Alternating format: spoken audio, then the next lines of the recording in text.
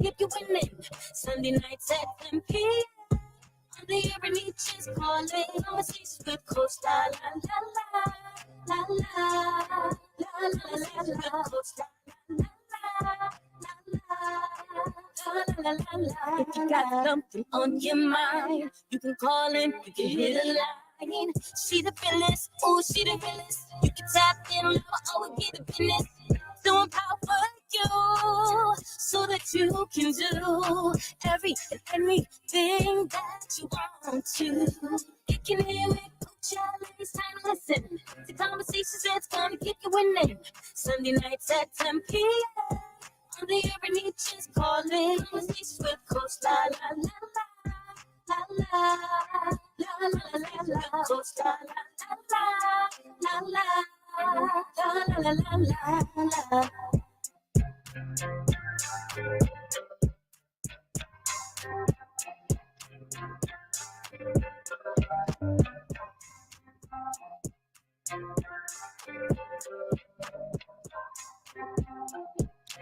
What's going on? What's going on, beautiful people? Welcome to another episode of Conversations with Coach La La La. How y'all doing? How y'all feeling on this Sunday, August 6th? I can't believe we are already in October. Looks like it's already time to be talking about Thanksgiving and Christmas and all that good stuff. I don't know about you, but I'm overwhelmed already. But I'm excited about tonight's show. But you probably are like, Coach, when are you not excited about your show? Every week you're excited about your show. But I am. I'm really excited about tonight's show because you guys know that right here at the Urban Heat, we are always bridging communities. We're radio with a purpose. And my whole reason for putting this show together is to really challenge us to shift our perspectives, think about different perspectives. And tonight's conversation is about what's love got to do with it, right? A lot of you are out there looking for love. A lot of you out there trying to navigate relationships. You know, some people have been single for a long time. I've seen a lot of posts about, high value men and high value women and high functioning and low functioning. And, I thought, why not start talking to couples who are doing it, right? And I've always been the person to believe if you want to know how to do something, you find people who know how to do it, who are doing it the way that you would like to do it, and you ask them, what are you doing? How do you do it? And that's not to say that you can't create your own way of navigating something, but there are blueprints, there are strategies, and there are approaches that, you might want to employ if you, want to have a long-lasting, healthy relationship. So we're going to talk about that tonight. So I have a beautiful couple that's going to join me. And I know some people don't like social media, but I happen to love social media for a couple of reasons, and I'm going to break it down for you. What you see on your timelines is typically a reflection of what you engage in and what you like. I have a lot of powerful, positive, sarcastic, funny, interesting people on my timeline. And this gentleman definitely is one of them. And his wife is such a spirit. You had an opportunity to finally meet them in person at the premiere of his movie, All Love. And I've gotten to know his personality through social media. He's charismatic and he's outgoing and he has a lot to say. And so they are a dynamic duo. And they've actually been together since 2013. And if you've ever believed in you can find love in the club, well, they found love at work, right? So they've actually met as coworkers in 2016. And one of the things I love about this story is that they started off with a really creating a healthy relationship, healthy friendship. And I'm a believer that you really should be friends. I think if you didn't do that and you jumped to the other part, sometimes you need to take a step back and really build your friendship. And it blossomed into this beautiful love story, full of love and laughter. Charles is known to be a conversationalist by nature. If you follow him online, you know this. If you're his friend, you know this. He also has his own podcast with his brothers from the Sparring Minds. And he's passionate about relationships, but especially the Black community and storytelling, which you would know that as well if you've been paying attention to what he's doing with his movie company. And he has a very unique ability to make everyone around him feel comfortable. which I must agree. And then Fabian, on the other hand, she's a creative introvert, which I want to know a little bit more about what she means by that, but we're going to find out. She is a lover of her artwork and her temperaments. And she also has proven to be the perfect balance to her partner's colorful nature, which I think that's a great way to put it. Together, they share a love for ideals in the ideals of friendship. They value the power of relationships and the openness that can be created from shared experiences, which I will second that as a therapist. That is one of the things I talk to couples about often, is having things that they have mutually in common. Their stance on traditional marital values has become a unique point of view that is often challenged by today's culture, which I think they're going to touch on that tonight too. They built their home. They built their home Saturday mornings on neo soul and over the top social media banter, which again, they are a riot online. And I think their social media presence is something that we want to sort of step into talking about a little bit tonight. Their love has been built on unification and the collective awareness. So I am excited to bring the Joneses to the conversation. And so can we welcome them to Conversations with Coach La La La? Hey guys. Hello. It's good, Coach. How are you? Let me turn y'all down. Y'all actually nice and loud. I'm excited. Really, I am. You guys look good. You know, perfect. Thank you. Black love. Y'all just looking all nice, bright eyed and bushy tail. Like y'all have lots of sex and drink lots of water.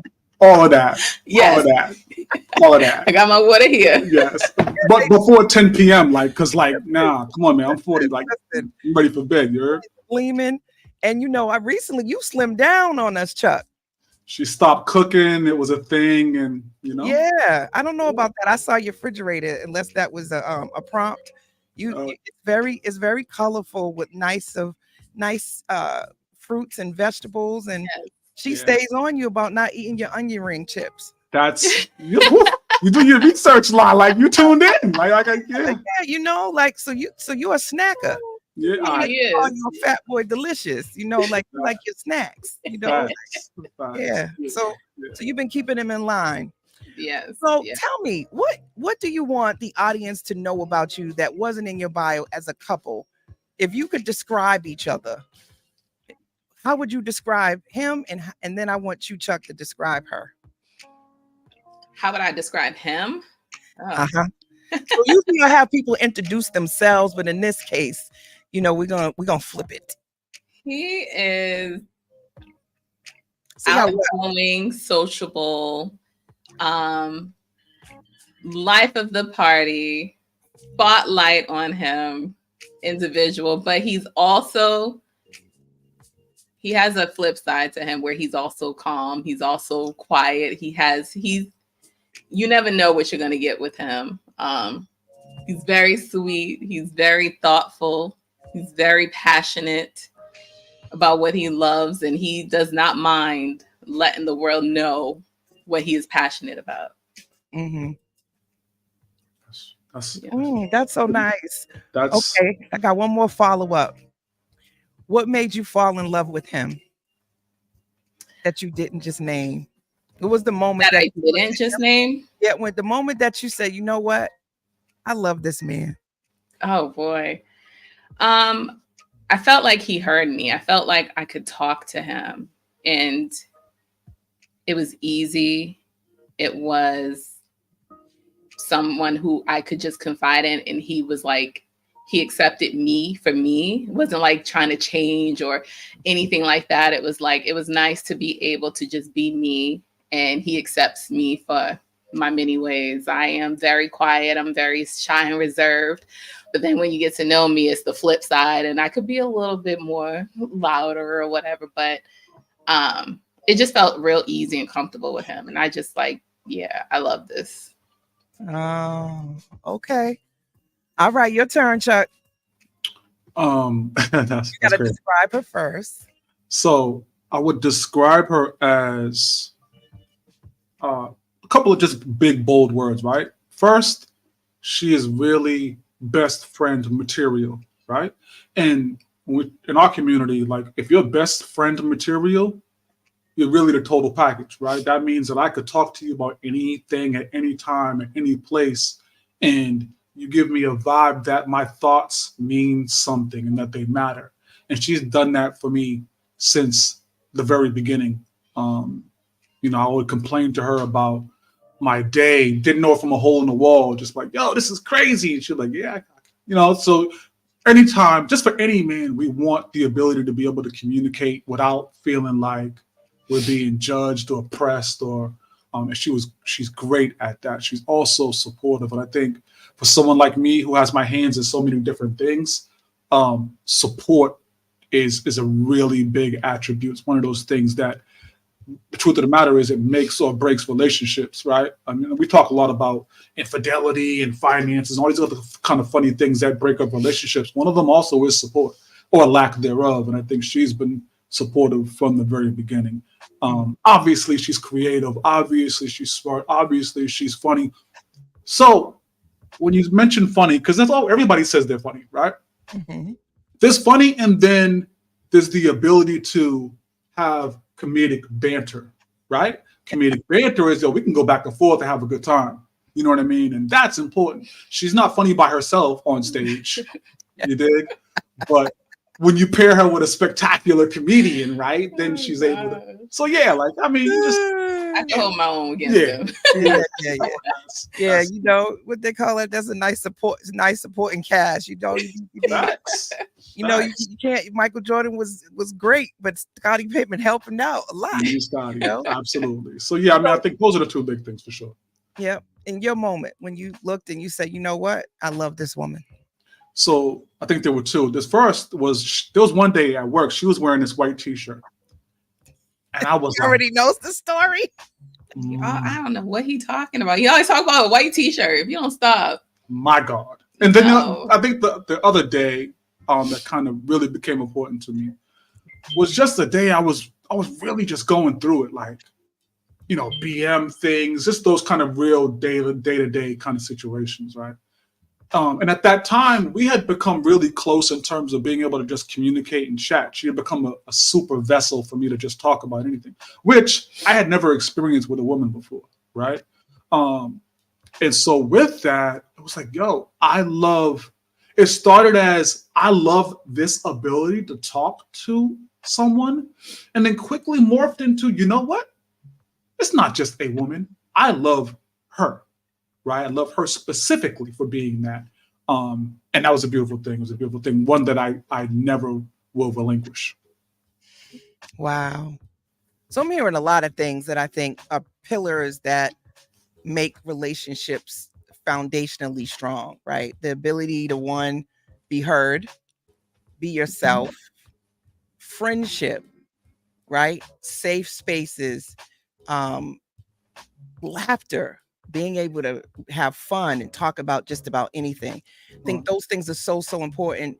And you're right. We talk about all these other things like, can you provide? And, what's the sex like? But I think when you have those, you sort of the attraction builds, right? And then those other things can sort of be worked on and they can be cultivated. But if you go in reverse, you could have best sex in all day and can't stand being around each other. Once the sex is over, you can't even hold a conversation. Right. And it's like it fizzles out quick once you remove the sex off the table. But if you have the foundation of a great friendship, if sex starts to get a little funny because of whatever, right? He's like, that ain't gonna happen. But if it does, let's make sure we don't discount the value of sex. Let's not we ain't doing discounting it. I'm not discounting it. I'm just saying people do get sick. Stuff does happen. Yeah. At least you can still be around each other and have a good time. Yeah. It's not a deal breaker, right? And so things occur, but he's biting his lip. He's like, I hope that don't never happen over here. Yes, we hope it don't have it happen. But with today's world, there's a lot of things that can assist people with that. So therefore, I ain't talking about like impotence. I'm just talking about you gonna find a way. We be good. Y'all hear this? So I love this couple already. They're like, listen, coach, we gonna make it happen. We ain't listening to you. Sex is important over here. It's a beautiful thing. So I'm glad you're not afraid to talk about that. So we talk about therapy on this show, right? And for you've been very outspoken about your position, Chuck, that therapy is not something that you buy into. Right. So I don't want to like rear off into that, but I am curious about what keeps you guys strong.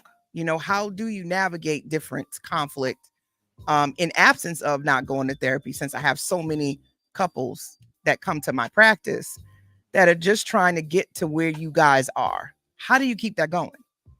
Not enough. I talk about this all the time on our podcast, on Inspiring Minds, but not enough people use the dating stage wisely. We don't do it, right? Normally in our community, we use the dating stage to see how much sex we can have and how, that's normally what's happening in the first 6 months of meeting someone, right? Mm-hmm. And what we fail to do is just develop a friendship. Just be friends, right? And I think if you are friends, truly, honestly, you didn't land in this relationship based on a result of something, right? You were here because it didn't feel good to be anyplace else but here.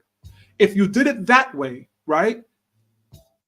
Disagreements and arguments, you don't want those with someone who is truly, honestly, your friend. You don't want that, right? Mm-hmm. So your actions now take you down a path of, I won't do anything to get on, to put myself in a place where I have to make her feel better. I don't do that. I can't remember, and you tell me, the last time we had an argument. I can't remember one. No. Now, the onion rings, we were close. But no, the onion rings were there. He just didn't look in the pantry. Oh yeah, you was giving all kinds of mean face emojis. All I asked you, Chuck, was did you find them? We're not gonna talk about the facts. We're gonna talk about what's important, which is being friends. Yes, but did you find the chips though? We're not talking about. Let's skip the chips. The chips was a bad example. Because you found the chips. He did. I don't have a comment on the chips. What I'm saying is we can. And then I got a text saying, "You're the best. I love you, but I won't say it on social media." So yeah, I can show you. I love it. Listen, but you put her all the way out there. Right. You said she had a whole nother man, because how could she have forgot not to put your chips? I think we're getting off topic. I want to make sure we get back to the importance of the friendship. If you weren't friends, you wouldn't have been able to do that. That is true. For me, with therapy, is definitely I'm not as strongly against it as he is, but I do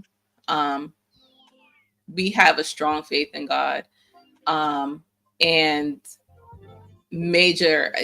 pray about it, try to keep, I'm big on trying to keep my peace. He's big on trying to keep his peace. And it's about knowing each other. We know that we're not trying to do anything to hurt each other. Disagreements can definitely happen. You can get aggravated, but knowing when you're not able to hear your spouse in a moment because you're just frustrated has to be respected, and coming back and being like, okay, can we have a conversation? Because you don't want to be having a conversation when it's heated, when it's tense. Mm-hmm. You got to kind of have some space to be able to breathe and be like, you know what? Okay, let's talk. And really be able to hear each other. Because no, we don't argue, but I don't always agree with everything, and we definitely have different opinions on things, but we do come together, and I know that he has my best interest at heart and I have his as well, and we're gonna make it through. We're not enemies, we're a team. I love this. So you guys are tuned into Conversations with Coach La. I'm your host, your favorite around the way therapist, Coach La. Got Fabien, and I got my boy Chuck live in the studio, and we're talking about relationships, primarily Black love, and just how to get along and how to realize, you can be together and interconnected and not codependent. You can be a couple and be an individual at the same time. And we got to check in. What's going on, Miss Vella? Thank you for checking in, and everybody on Facebook, Instagram, LinkedIn. We are on everything tonight. My iHeartRadio family, thank y'all for tuning in. So, as you guys were talking, I sat here and I was just like, this is beautiful. I think ideally this is what most people, deep down desire. But all I kept thinking in my head is, how did you guys learn to do this? Right? Because this is not something that I think a lot of people are talking about, like just the fact of giving space to difference, giving space to not having certain conversations when you're frustrated and you're heated and stepping away and coming back. Like those are things I teach people in therapy that you're already doing without therapy, which is why I say not everybody needs therapy. Sometimes you can just learn this by just being, I think, connected to personal growth and development in general. Like if you're growing and evolving, I think you can learn these skills in absence of therapy. But one thing you did say too is you're not trying to hurt one another. Right. And believe it or not, I've called couples out that to be truthful that they were trying to hurt each other. Like they're really at times you're being petty Betty and petty Paul, and you are trying to win. Is a power struggle, and you are doing things to hurt one another intentionally. People do this and they don't like to actually admit that. And if you're doing that, it's self-sabotaging and counterproductive to you having the relationship that you want. So how did you learn to do what you guys are doing in relationship? For me, when I move forward in anything, with a job, just anything like that, in my previous relationship, I do have to analyze myself. And I do see what is it that I didn't like how I was in that, because I wasn't this way. You would come at me, I'm coming back at you. We would definitely go back and forth. And I knew when I got out of that, I did not want to carry certain things into my new relationship, in my new phase of life. And it's about being aware of how I'm feeling. It's about being aware of, okay, I'm starting to get really aggravated. I need a moment. It's about he and I, when we first started out, we were like, one, it's important for us to be friends, and maintain that throughout the length of our relationship. But then two, it's like, he's always been upfront with me. He's always been honest about everything. We could talk about anything and everything. He's never proven himself to do anything to hurt me. And so I have to really take that and hold that. And it's like, I try to be aware of how I'm feeling, and just knowing that, okay, we are in this together. Based on my previous, I'm like, nah, I'm not going to carry this. I want to make sure that whatever I do in my next relationship, I'm good, And it's important for anybody, when you're letting go of something, you really got to say, okay, it's easy to look at what the other person did, but look at yourself and see, like, what was my part in this? And then fix that, or make note of that, so that you don't carry that forward. So for me, I'm going to hold myself accountable and be like, all right, I know when he's aggravated, I'm not going to keep nagging him. I'm going to give him a moment, because then he's going to come to me. And then when I'm feeling a little frustrated and he wants to, I'm like, I need a moment, or I need to go do something. And then we come together. But it's never, I don't want strife. I don't want to be arguing with him. That's not what we want in our lives. We too grown for that. Oh, so well said. I see why you love this woman. She's freaking dope. Yeah. You are dope. And I said that when I met her. She has a quiet spirit, but when you got to be mindful. People who are quiet, when they open their mouth, baby, they got something powerful to say. She's so articulate. You are an amazing woman. And I'm honored to have you on the show, just speaking and talking about that, because I think we just got to continue to model it. And we have to talk more about how we're doing it, so that people can see it. I'm just so tired of the Cardi B's and just the narratives that we continuously see are not ones that are perpetuating respect and love and communication, effective communication. There's so much now of everybody wanting to be like in a poly relationship, and they got multiple baby mamas, and they got, cheating, and it's just all of this, and this is becoming normalized. It seems more and more that no one wants to anymore be monogamous, right? No. They're no longer wanting the traditional love between just a man and a woman. That's not what they seem to want anymore. And it's being, again, normalized. It's like, okay, well, what happened to, just wanting one partner, and what's wrong with that? What's wrong with that? I can do it. So I got my thoughts on that. And again, I know each his own, there's all different types of lifestyles, and there's no judgment here. But I do see that it's becoming more and more popular, it feels like. So I don't want to let you just bypass that, because that's a critical conversation to have within our community, right? We polarize some of these things, maybe because some celebrity tells us it's the way, right? And I think when we start to hear things like that, it's another symbol of how far we've gotten away from God in our community, right? So when you have our relationship is very much faith-based, right? And when you have a foundation the way we do, these kind of conversations never come up.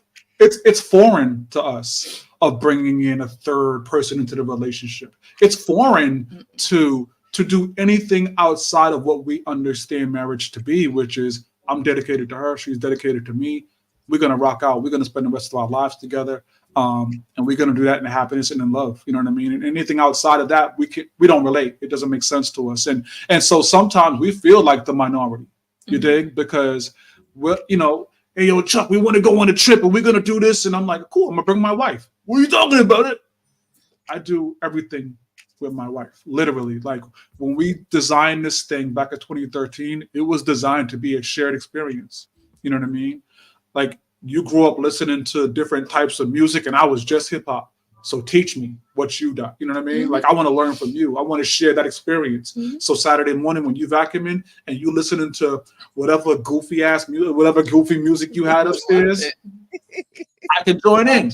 You dig? And vice versa. Like, so yeah, I mean, anyone who loves E40 shouldn't say my music is goofy. We're not doing that. We're not. Well, I'm glad, that you backstepped it, because I think I'm going to say this, and probably haven't said this publicly at all. It probably is now a whole year I've been celibate, and it wasn't, something that I had planned on.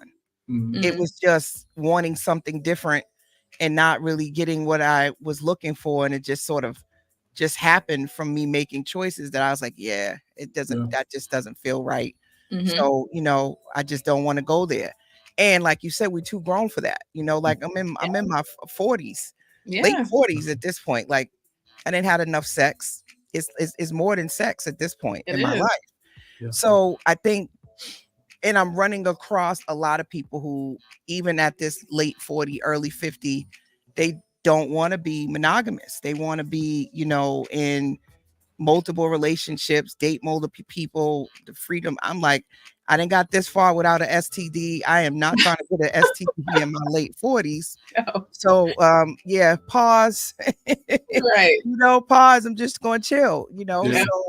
So it's just interesting to watch. And then my son, talking about dating and some of the things he's running into with these younger women that are listening to the Sexy Reds and the Glorillas, and it's just hypersexualized. Yeah. And I get, women, I always think we should be comfortable in our sexuality, but should it be hypersexualized? Right? Should it be to the point that it is now?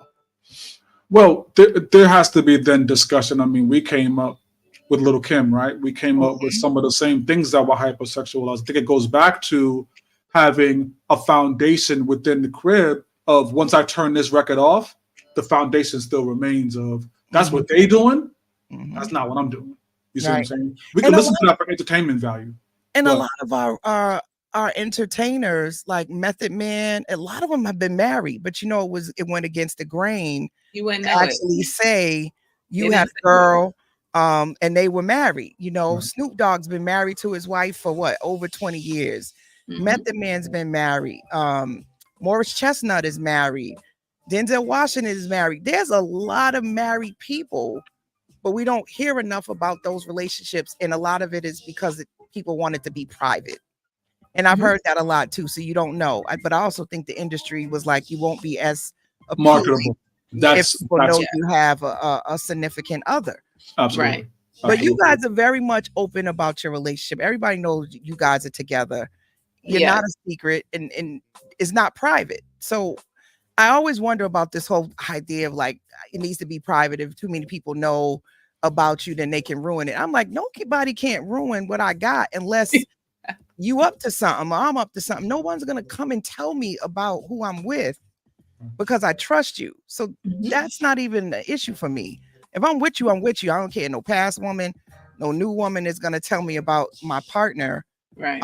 And if there's something, I'm gonna bring it to you, unless you know that this is going on. But you can't come and make me leave my man. No one person could just come and tell me something, and I'm gonna just believe them. So I don't get that. That doesn't resonate with me. You hear that from communities where they're trying to hide things, right? Those are those people, right? I'm glad those you said it, guys, not me, Chuck. you know, yeah, well, you know, we can speak honestly here. That's those guys that got 3 or 4 women, right? Talk And about they're it, like, Chuck. yo, don't post me on social media because, come on, man, let's I keep don't it. want nobody to really know what I'm really doing. Yeah, that's a fact. You know? And I tell guys all the time, listen, man, being in a relationship is 100% a choice. You can choose to be single and go do exactly what you're doing, and no harm, no foul. But if you're gonna choose to be with a woman, be with the woman, man. Like, just Right. live that life, and you know, it'll be a lot easier for you. I promise. So how did you get like this, Chuck?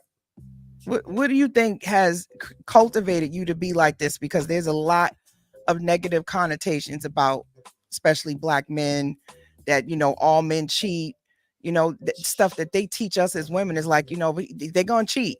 It's almost like we got to accept it because that's what y'all all do.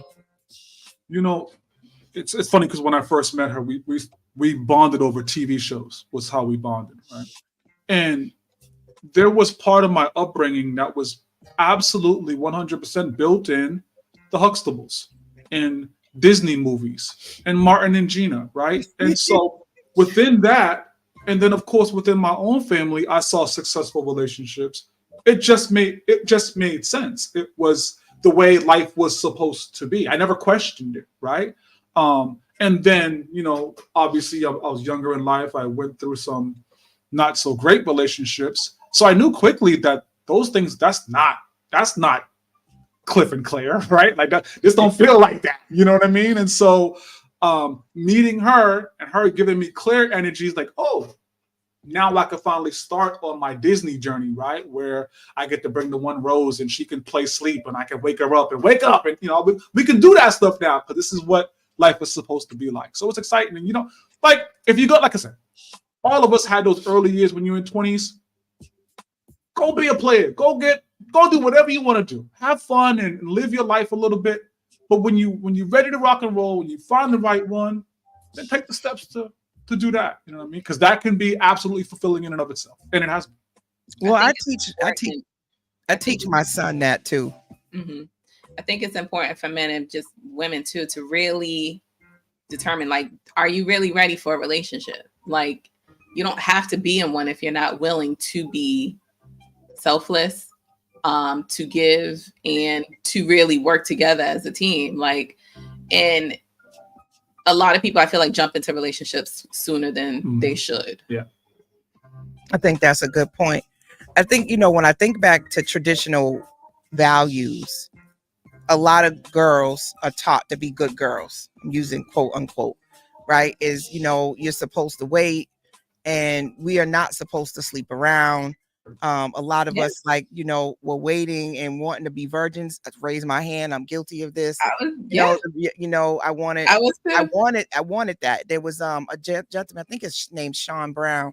He's been with his same girl. Like, they got pictures of like being a teenage couple, and then they got married, and then they had their kids. Like, that's what I wanted for myself, right? You know, I figured, you know, I'm not gonna sleep around. I'm gonna wait. Got my first boyfriend. I think I made him wait like 2 years.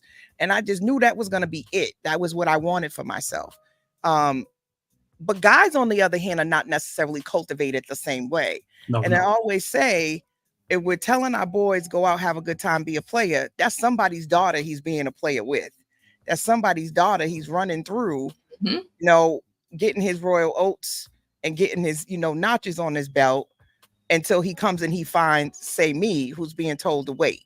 Yep. And I think those two dynamics often is where the clash comes in at. And we got to go through this struggle of. Well, I don't know if it needs to be a clash. Here's why. When he's in his 20s and he's doing the wild oats journey, right?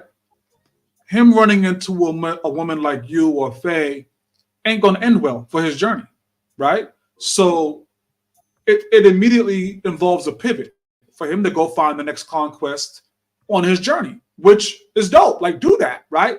So that eventually, when that journey is over, now you can run into the one you're supposed to. And I think that's how it's supposed to work. I think you're not destroying a life that is not intended for you to destroy, because you women are going to stand firm on, no, I'm cool. Hit me. Her exact quote, hit me when you're ready. Right? Because I was kind of doing some things, right? And she was like, yo, I'm here. We still going to be cool. We still going to chat. We're going to be the best of friends, but we're not settling down until you're ready. And I know you out here and you're a pretty fly guy and you got green sweaters and glasses and you know, the women. Yeah, it is. Y'all, everybody who's listening, you can't see them, right? But if you want to see them, you can go ahead and follow the Urban Heat page and you can see us live if you want to see what the folks look like live on the live stream. But for everybody who's tuned in, yeah, he's talking about what he wearing right now. He's full of himself. I'm curious. What's your sign, Chuck? Cancer. No, sir. Yeah. We're both Cancers. What's your sign, Faye? Pisces. That's supposed to work. So she told me. That's supposed to work. Yeah. Oh, yeah, that's supposed to work. A Cancer and a Pisces is supposed to work. It has. It's supposed to work. So okay, now I'm getting this vibe of why y'all can float, like you. So my brother's a Cancer and his wife is also a Pisces. Oh, nice. Oh, really? Okay. All right. Cool. See, so I'm a Cancer, and I'm a Cancer. I'm still single though. Oh, we're gonna find you a Pisces. Don't worry about it. Yeah, I'm supposed to go on heart boxing. I heard. Boxing. Oh, we're excited. I think I'm chicken. No, don't do that. Don't do that. We're excited. We waiting. Oh, I can't wait to see this one. I said I would only do it if I get the pick. I got to be the picker. Okay. Well, yeah, that's. I'm here for it. I'm the picker. I'm here for it. The journey of love is a beautiful thing. It is. But I told my son, and I think we can do better of just value yourself too, right? Like be mindful to value your body is just as valuable as a woman's body. Body's valuable. We teach girls that. I think boys need to learn the same thing, right? You don't want to run into the wrong thing and mess yourself up, and I think that also happens in terms of it doesn't have to be a sexually transmitted disease, just having all of these children. And then you meet the woman you want to be with, and she got to deal with all these baby mamas you didn't create. All these children that, are coming into these blended families. And I know, again, no judgment, but it's work. It requires work, and it requires a certain level of patience and understanding to make those type of family systems work. It's already hard enough raising kids, hard enough trying to navigate. But when you add those elements, you can need a little extra patience and love to make those things work. Mm-hmm. Yeah. So talk to me about how you guys have been able to be individuals and coupled, meaning having your individual goals, passions, things you want to do, and how that intersects to you being able to still navigate being together. Because I know you mentioned you starting your film production company and you're going, and she's right by your side. Right. How do you guys navigate these big projects like that, and what's the role that she plays with still being able to keep her own identity? Yeah. I think for me, I'll start. You want to go? Mm-hmm. I think for me, obviously, I've been a creative my whole life, right? And so wanting to go from being an author to a movie director. It starts with a dream. It starts with ideas and concepts and just thoughts, right? And her being who she is in my life as my best friend, I'm able to just bounce those off of her and just discuss those with her. Her giving me pros and her giving me cons and her giving me additional ideas. Those kind of, again, that ability to be able to communicate, not just, oh, household bill is doing the first. Okay. But being able to communicate freely and openly dreams and ideas. Again, our community is not really built on that. Our community is not built on, you can be whimsical sometimes. We ain't built on that, especially Black men. Yo, you gotta be strong, you gotta be, right? But she allows me a little opportunity to step back from being this strong dude and just dream.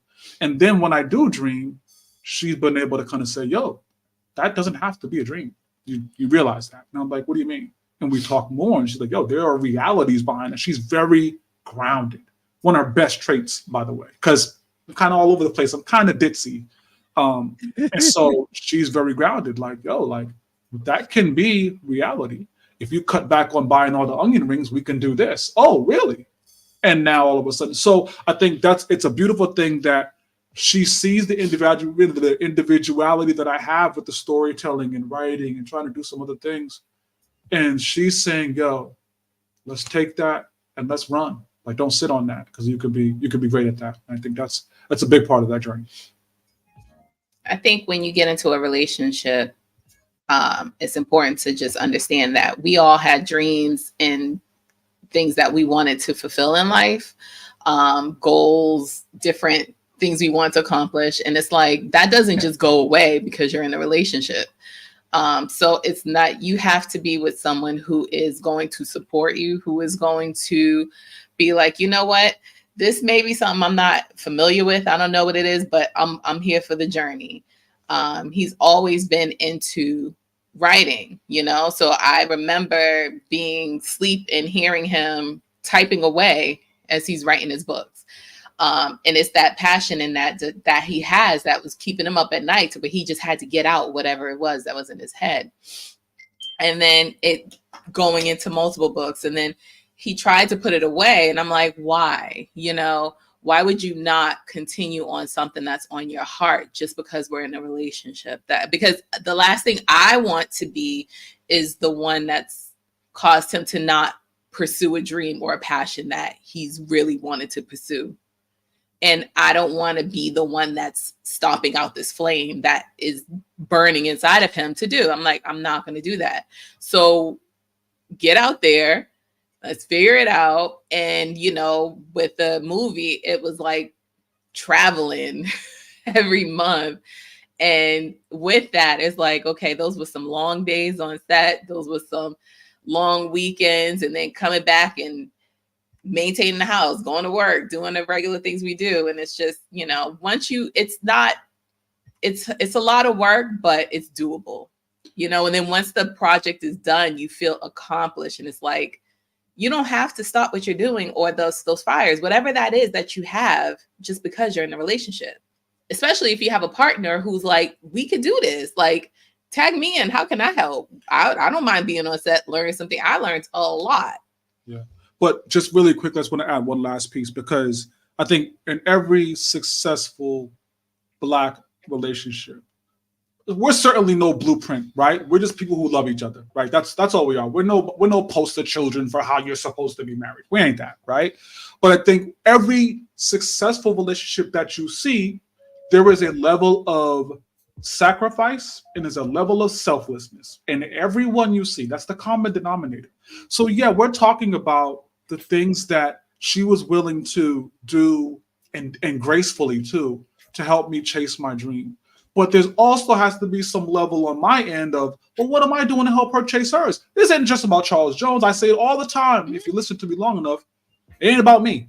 You see what I'm saying? There's a much larger picture here. It's about my lady. It's about the image that we cast on the Black community about what love can be. It's about legacy. There's a lot more to what this really is. So yeah, those days that I'm not writing, I got a cart and I'm in Michael's.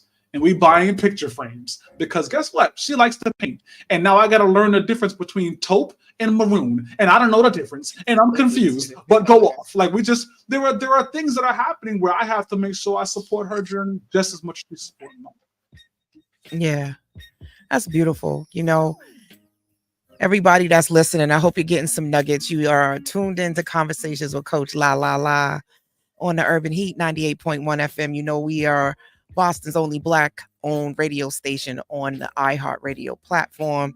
And tonight we're talking to Faye and we're talking to Chuck just about love and how they've been navigating it. And, I guess the question that's sort of sticking out to me now is how or what, maybe is the better question.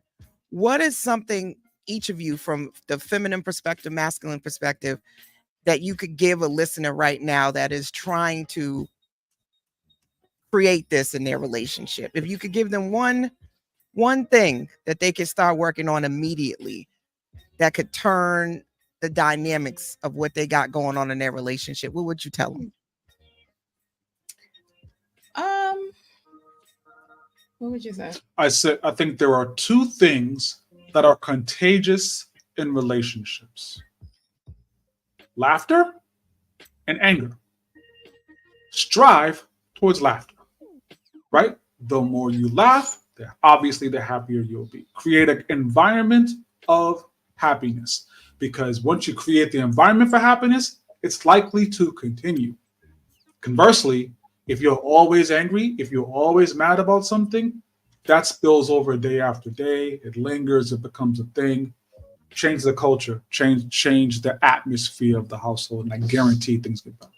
Mm.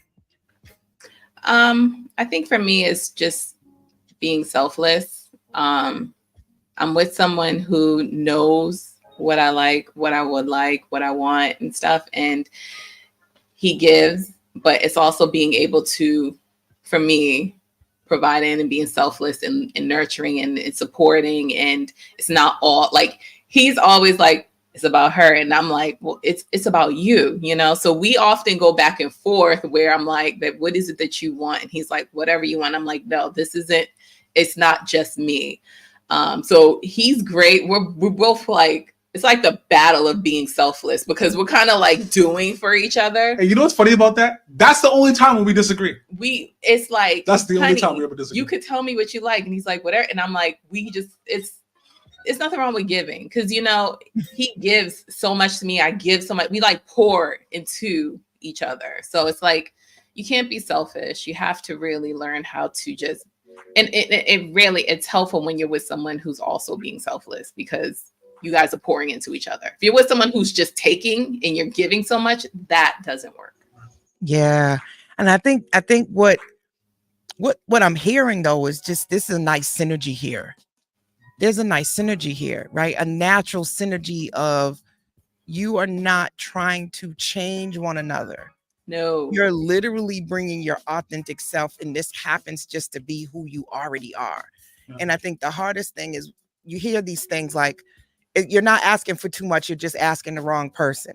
You don't need to change who you are. You're just giving it to the wrong person. Yeah. And sometimes we shut down from being the giving person that we are, the loving person that we are, because whoever we were giving it to didn't reciprocate it and or abused it. So we shut ourselves down and we get cold, and now we're stuck and we don't want to try love again because the person that we were so desperately trying to give it to pushed it away or made you feel like you were stupid or you weren't a good, you were foolish and you got manipulated. So you put up all these walls to protect yourself when in all actuality, it should be exactly what you're saying. Love is free flowing. We are love. Love is already in you. It is in us. We are love. Love is always with you because it's inside of you. Yes. You literally, when you try to cut it off, is when you don't feel connected. That puts you in a miserable place when you try not to love. I don't know if people realize that when you're trying to not connect, that's when you feel your worst. Because deep down, the people who are miserable and they want so badly to be loved. They want connection. They want understanding. I think, when you think about what Black love is, it's all about positivity. It's about community. And we want in everything from every diagnosis, personality disorder, the baseline of it is a lack of nurturing and love and not knowing how to get your need met. So you're doing all these unhealthy things to either protect yourself and or get love. Yeah. The pure essence of narcissism is coming from a need. You need you're a constant supply. You're getting it from all these different people, and when you can't get anything else from them, you discard them and you find somebody else to get a supply from. So just really quickly, for the listeners of Conversations with Coach Law, I'm not sure if you guys are tuned in, but you absolutely should be passing the collection plate around because she is preaching tonight. Come on. Yeah. Thank you. And I know you're not a believer in therapy, but I don't think I really am either. When I came across this this therapist, his name is Elliot Connie, and I brought him on my show a couple of weeks back, and he talked about traditional therapy doesn't work for Black folks. And he said we haven't had the privilege of being worried about our mental health because of the conditions that we've been in. We're constantly in survival mode. And it made me think about therapy from a different perspective. Traditional therapy focuses on problems. It's a problem generated dynamic.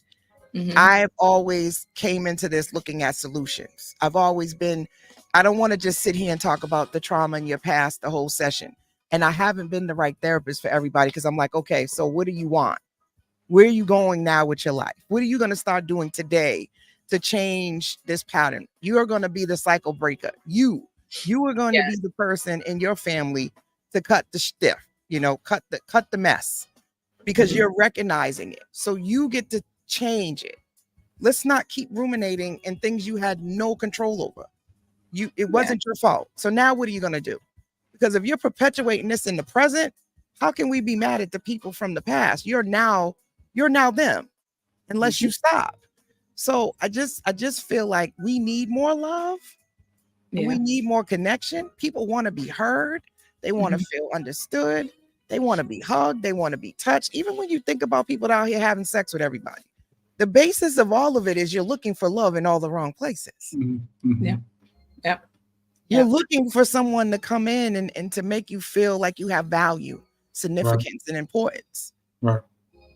And what I'm hearing from you guys with pouring naturally into each other, it's a natural synergy that you want to give, and you want to make sure each other are okay. Yeah, absolutely. And I think friendship. Absolutely. I have more male friends than I have romantic partners, and my male friends, I think, really truly do love me, right? Like they wouldn't do anything to harm me, which is why they won't date me, why they don't want to be with me. Isn't that the strangest thing? But they're self-aware of the fact that and that's a good thing. They could. And that's important. That's why I don't fault anybody who knows they can't be in a relationship and who are out there. Be honest. Yep. And it's like, don't lie. Like, you don't have to. And if a person doesn't want to continue on you because of the journey that you're on and the honesty that you have, then that's good. Go on, move on. And I speak to, this is how I ended up celibate for the last year. I have become such a great listener, and by me listening, it has been something that made me pause. It also even took some of the attraction away sexually, because I'm listening, and I'm like, I don't want to be wrapped up in no mess, no drama. I don't want to get emotionally. You're already telling me you're not ready. You're telling me what you're doing. And if I go here and I know me, that I get attached and I want connection and I want all of those things, I'm literally breaking my own heart. I'm literally setting my own self up. Oh, but you're being self-aware in those situations. Wait, Chuck said no, La. You have to be self-aware. He's gonna say no, La. Okay, so if I want love in a relationship and you don't, how is I don't know about that. So I'm gonna turn back the clock. Yeah, I'm glad I said this. I'm using my own self as the case study tonight. So the therapist has been flipped on her own couch, y'all. Go ahead. There was a period of time in our relationship where I wasn't ready. I just wasn't ready. Right. Yep. And her being steadfast in a couple things, but one, don't lie. Like, just let me know when you are ready, and I'll be here. We can still, we can still chit chat. We can still be that chit chat. That means y'all was having sex too. So I'm gonna be honest with you, right? Listen, we were at a point where I didn't want a relationship either. So we were both on a page where neither one of us wanted to be in a relationship. Right. You know what I'm saying? Okay. And we've had a great friendship. That comes from us both coming out of situations that weren't great. But y'all still were on the same page then. What I'm saying is if you were in the same page about what it was, but if you're not, you're supposed to listen. You can't make somebody be where they're not.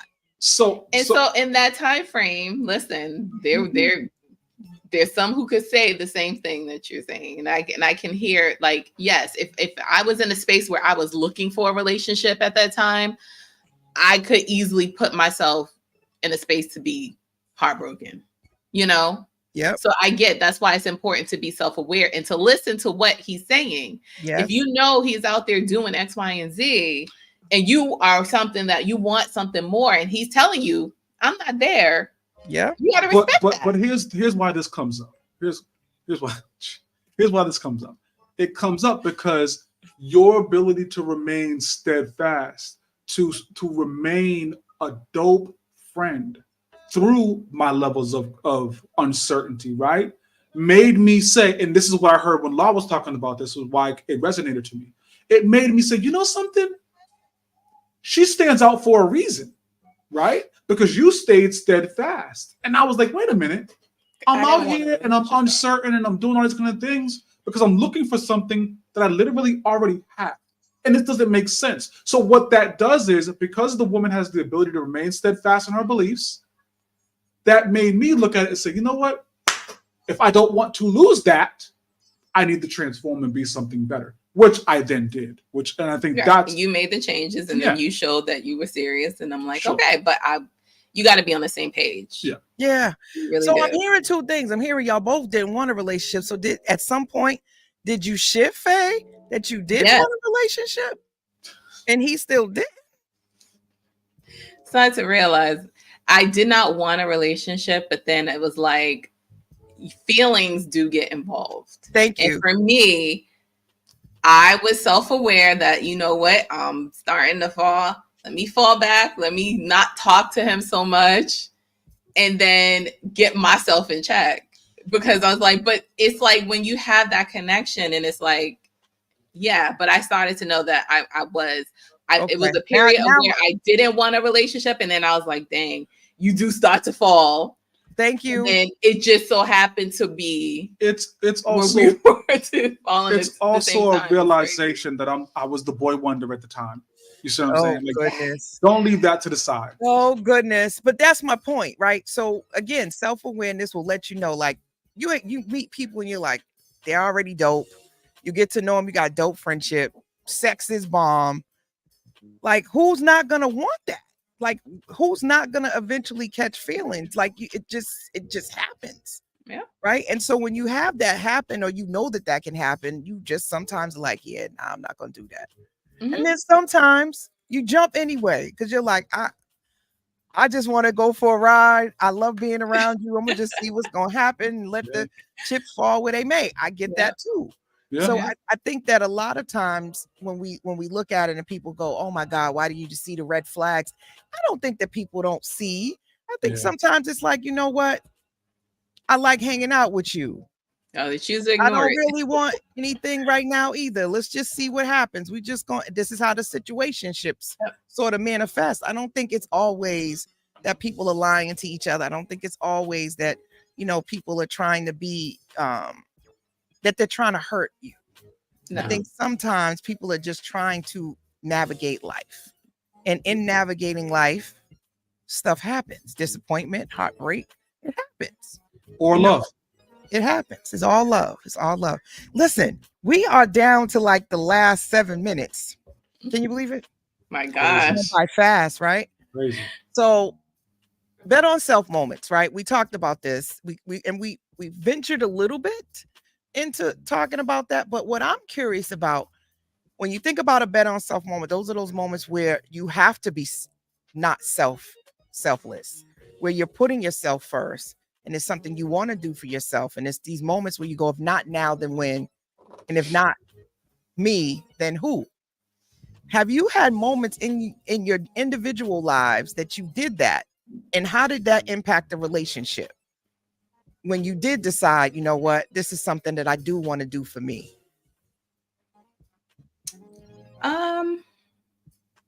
For me, so like and this was a tough question when I seen it, because I was like, I have a answer for us betting like on ourselves and doing something that was just crazy, and it turned out great. But for me, it's like with my career, I am the type to not settle. If I feel like I'm not getting that growth, if I'm not getting what I know I deserve, I jump. I'll go to the next. I find that next opportunity, and thankfully, it helps me grow in the career that I am in. So I always bet on myself in my career, where it's like, you know what, my mom will be like, you're always moving around. It's like, you know what, no, because that served its time, and it's comfortable. But I need to be over here. And you don't know. I left a company that I was with for like 7 years. I was able to be fully remote to come to a new position where I'm at now that was totally brand new. And in that year, I've learned so much about myself that I'm like, if I didn't take that opportunity, this opportunity now, I wouldn't have learned what I've learned that I have in me. And that was eye-opening for me. So. Yeah. When you do that, how does it affect the relationship? Is that something you got to go sit down and say, Chuck, I'm going to quit this job and I'm going to do this job over here. Yeah. And this is a pay cut, but I want to do it. Like, how does that work in a relationship though? Well, with this one, it was me jumping basically into the unknown because it was a brand new department, team, everything. And that had a lot of challenges in and of itself, which then changed how I came home. And there's often times when my husband's like, what is going on with you? And being that rock and that support for me, and being like, listen, me and my coworkers can laugh about it now because we're in a better space. But he was like, yo, you could quit that job right now and I got us. We'll be good. And I'm like, no, I will not let this job defeat me. I will not let this, because it's a learning experience. And I knew in the beginning, I knew what it was. It was like they said up front, this is going to be challenging for everybody. And I'm not going to run because it's a challenge. And we've come out on the better end. And I got promoted. I'm now doing more things. So it's like, it's definitely been something where it was like, it was a great help, but it was a year. Last year was definitely, I appreciate my husband so much because he was like, are you okay? Mm-hmm. Your mood definitely changes when you are put under pressures that is just like, this is not anything I'm used to. I'm like, my life is not stressful. I'm not aggravated at home.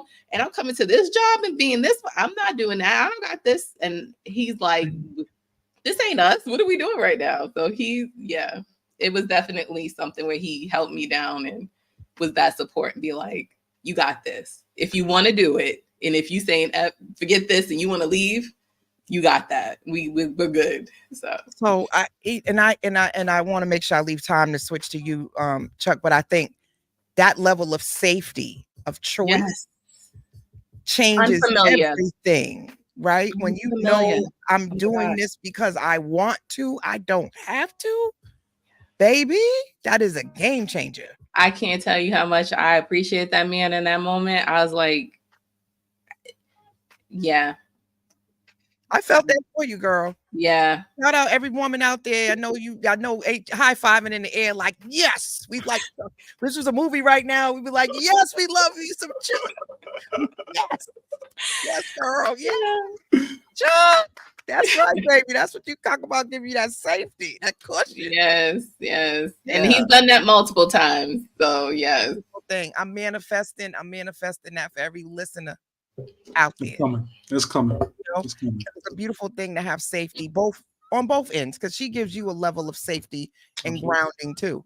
So Absolutely. what about you? When you think about your bet on self moments, which one do you have individually, and how did that impact y'all's relationship? So it's weird for me because I guess God has put me in a space over the last 15 years really where my focus is really betting on my people. I don't really bet on myself anymore. I feel like I'm past that now. I kind of bet on what I know my community can be, what my culture can be, what, you know what I mean? So obviously we started a film company because guess what?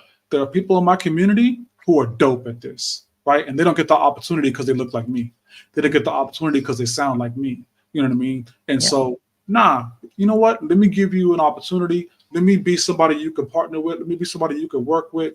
And there's a value in seeing somebody that looks like you giving you a chance, because I didn't get those, right? So if I get the opportunity to bet on my community, I do it 100% of the time, because we're a community that needs somebody to gamble on us sometimes. You know what I mean? And I'm proud to be in that space. So open iconic conceptions entertainment is absolutely Hold on. Expect the unexpected. Unorthodox radio from Boston and beyond. Meet 981fm.com and iHeart Station. See, this is what happens when you got talkers on your show. Y'all then took me right on into 11 o'clock. That right there is a sign that I need to like wrap up. We got like maybe 2 minutes to wrap this bad boy up. I'm gonna have to bring y'all back for a part 2. But Black love encompasses the distinct beauty, resilience, and the cultural legacy of romance, familiarity, and community bonds within Black communities. So I need you to follow my boy Chuck, Faye. They got a whole movie company, right? Movie that's gonna be released on all platforms very soon called All Love. correct. And it's called, I'm about to say it wrong, it's Iconic Conceptions Entertainment. Iconic Conceptions Entertainment, LLC. Yep. And he is all about writing stories and portraying Black folks on the big screen. So you guys want to tap in. I'm gonna be in one of these movies as the Black lady therapist. I've already told him to write me in. Done deal. So I'm gonna be in there. But I appreciate you both coming on. We got to do a part 2. You. Keep on showing up. Keep on showing us what Black love looks like. I admire y'all. I love every minute of it. Don't stop. It's beautiful. And we got to have you come back for a part 2, because we didn't even talk about everything. And you guys, make sure you keep it locked. Conversations with Coach La comes on every Sunday, 10 p.m. right here on Urban Heat. Make sure y'all catch the Morning Cafe in the morning. And we are signing out. Y'all keep betting on self and keep having dope conversations. Good night. Appreciate you, love. Love you. Bye, guys. Bye.